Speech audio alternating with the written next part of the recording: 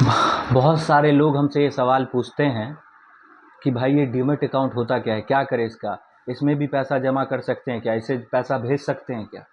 तो उन्हीं सब लोगों को ध्यान में रखते हुए हम ये वीडियो बनाने जा रहे हैं। इस वीडियो का उद्देश्य यही है, जिन लोगों को कुछ भी नहीं पता है डीमैट अकाउंट के बारे में, उनको भी आज इस वीडियो के बाद उनको नॉलेज हो जाएगा कि क्या है डीमैट अकाउंट। देखिए, सबसे पहले हम लोग देखते हैं कि अकाउंट जो होता है, पहले क्या होता था कि लोग जब पैसा बचाते थे तो उसको संदूक में रख के, कहीं कहीं रख के, धरती के नीचे, तो कहीं कुछ किसी चीज़ में, अनाज के अंदर, तो कहीं कहीं छुपा देते थे। लेकिन धीरे धीरे करके समय बदला, और समय बदलने के साथ साथ क्या हुआ कि बैंक आया तो लोग बैंक में अकाउंट खुलवाते हैं और जो भी पैसा होता है अपना वहाँ जमा कर देते हैं। पहले पैसा छुपा के रखने में और बैंक में, दोनों का अपना अपना एडवांटेज और डिसएडवांटेज है, इस पर हम लोग चर्चा नहीं करेंगे। तो जो आप बैंक में जब आप अकाउंट खुलवाने जाते हैं तो आपको तीन, इससे भी ज़्यादा होगा लेकिन मुझे लगभग हमको लगता है कि ये 3 बता दे तो इनफ होगा। तो सबसे पहले सेविंग अकाउंट्स, उसके बाद सैलरी अकाउंट, उसके बाद करंट अकाउंट। अब जो सेविंग अकाउंट होता है वो कोई भी आदमी खुलवा सकता है, और जो कुछ भी वो महीने का बचाता है, साल का बचाता है, जाकर उसमें रख सकता है। दूसरा सैलरीड होता है, वो उन लोगों के लिए होता है जिनको सैलरी आती है, जो कहीं काम करते हैं उनको सैलरी आती है, वो सैलरी के लिए खुलवा सकते हैं, उनमें उनका सैलरी आएगा। तीसरा होता है करंट अकाउंट, ये बिजनेसमैन वगैरह के लिए होता है, इसका अपना फैसिलिटी है, इसका अपना फैसिलिटीज़ है, इसका अपना फैसिलिटीज़ है। उसके बाद अब क्या हुआ कि धीरे धीरे करके अगर आप बात कर ले 1665, 1765, 1800, लगभग 200 साल अगर पीछे चले जाए तो डीमेट अकाउंट का चलन वहाँ से शुरू हुआ। पहले डीमेट अकाउंट लोग ऑफलाइन खुलवाते थे, अब ये सब चीज़ें चूंकि दुनिया ऑनलाइन हो गई है तो ये भी ऑनलाइन होना शुरू हो गया और आसान हो गया लोगों के लिए।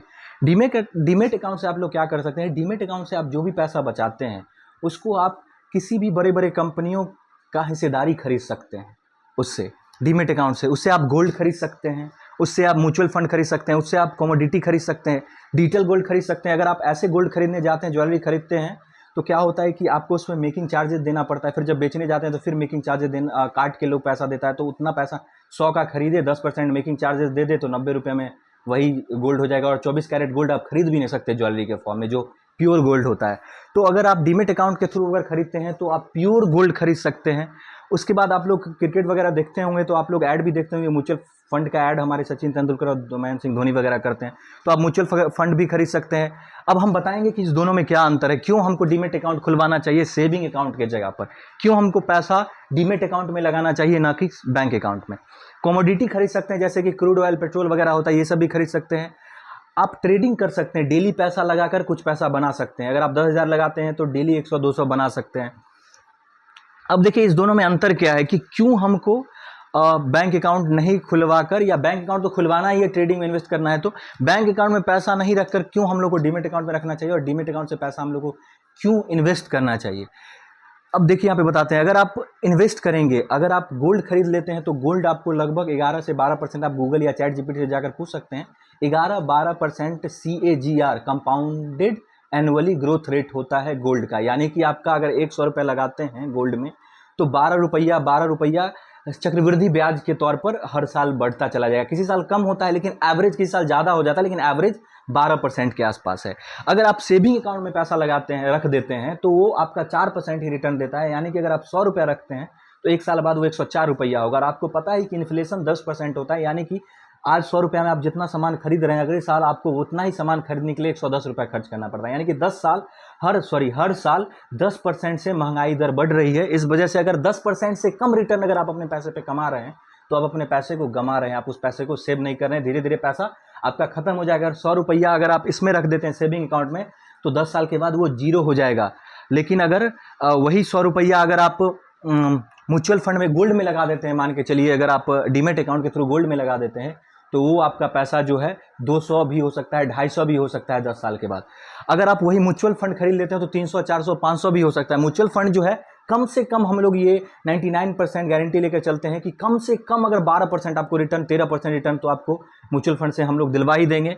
और मैक्सिमम 22, 23, 24, 25 तक जितना अभी हमारे को नॉलेज है, उससे आप 20, 22, 23, 24, 25% तक म्यूचुअल फंड से पैसा बना सकते हैं। कमोडिटी पे एक डिटेल वीडियो बना देंगे अगर आप लोग चाहेंगे तो। ट्रेडिंग 3-4 तरह से होता है, हम लोग ट्रेडिंग करते हैं, ट्रेडिंग पे भी आप लोग चाहेंगे तो डिटेल वीडियो बना देंगे। ट्रेडिंग करके आप लोग क्या कर सकते हैं, अगर आप लोग के पास पैसा है 40-50 हज़ार है तो उसको डेली लेकर हमारे साथ जुड़िए। हमारा एक रिसर्च टीम है, 5-6 मेंबर का एक रिसर्च टीम है जो आपको डेली रिकमेंड करेगा क्या शेयर खरीदना है, सेबी रजिस्टर्ड है, सरकार के द्वारा मान्यता प्राप्त है, तो आप कब क्या खरीदना है कब बेचना है वो बताएगा और आप लॉस नहीं होने देगा आपको, इसका गारंटी लेता है। अब बहुत सारे लोग स्टॉक मार्केट का नाम सुनते हैं उनको लगता है कि यार ये तो जुआ है। स्टॉक मार्केट कोई जुआ नहीं है।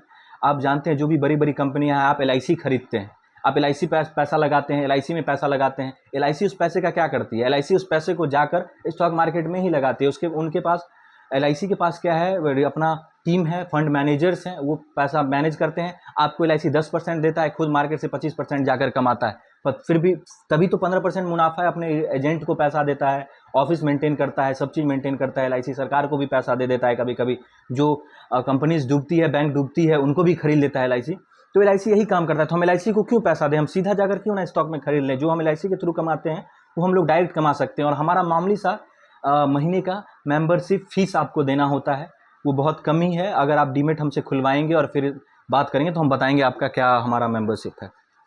उसके बाद आप लोग देखिए, अब यहाँ पर कुछ चीज़ें हम लिखे हुए हैं कि आप चाहे तो LIC खरीद सकते हैं। LIC आप 10% रिटर्न पा लेंगे, यानी कि साल का 10 रुपया बढ़ जाएगा। अगर आप 100 रुपये LIC में देते हैं तो आप कैलकुलेट करके देख लीजिएगा, 10 हम कह दिए बहुत है, 10 से ज़्यादा नहीं होता है। सेविंग अकाउंट में 4%, रियल एस्टेट में 12, और गोल्ड खरीदते हैं तो 11-12 के आसपास जाता है, लेकिन म्यूचुअल फंड खरीदते हैं तो आप 12 से 25 तक भी जा सकते हैं।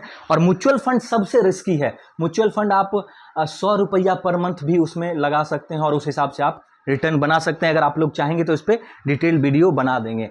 अब हम अभी समस्तीपुर के एंजल वन का आप लोग नाम सुने हुए नहीं सुने हुए तो सर्च करके देख लीजिएगा। एंजल वन के फ्रेंचाइजी पार्टनर हैं, और हमारा काम है लोगों का फ्री में डीमेट अकाउंट खोलना और उनको गाइड करना इन्वेस्टिंग के लिए। अगर आप चाहें तो हमसे फ्री में डीमेट अकाउंट खुलवा सकते हैं, आप चाहें तो ऑनलाइन भी खुलवा सकते हैं। लेकिन ऑनलाइन खुलवाने में क्या होता है कि आपको कोई गाइड करने वाला नहीं मिलेगा, आप पैसा लॉस भी कर सकते हैं, और प्लस में जो ब्रोकरेज चार्जेस होता है वो आपको ज़्यादा देना पड़ता है। अगर हमारे थ्रू खुलवाते हैं तो आपको 20 से 30% डिस्काउंट मिलेगा। ये ब्रोकरेज चार्जेस क्या होता है ये हम डिटेल आपको बता देंगे। अगर आपको ये सब जानना है और हमसे फ्री में डीमेट अकाउंट खुलवाना है एंजल वन के साथ, तो नीचे हमारा नंबर है, मैसेज करें, वहाँ पे पूरी तरीके से आपको वहाँ पे गाइड किया जाएगा।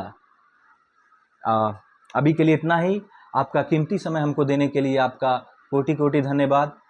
चलिए मिलते हैं अगले वीडियो में, तब तक खुश रहिए, मस्त रहिए, खूब पैसा बनाइए।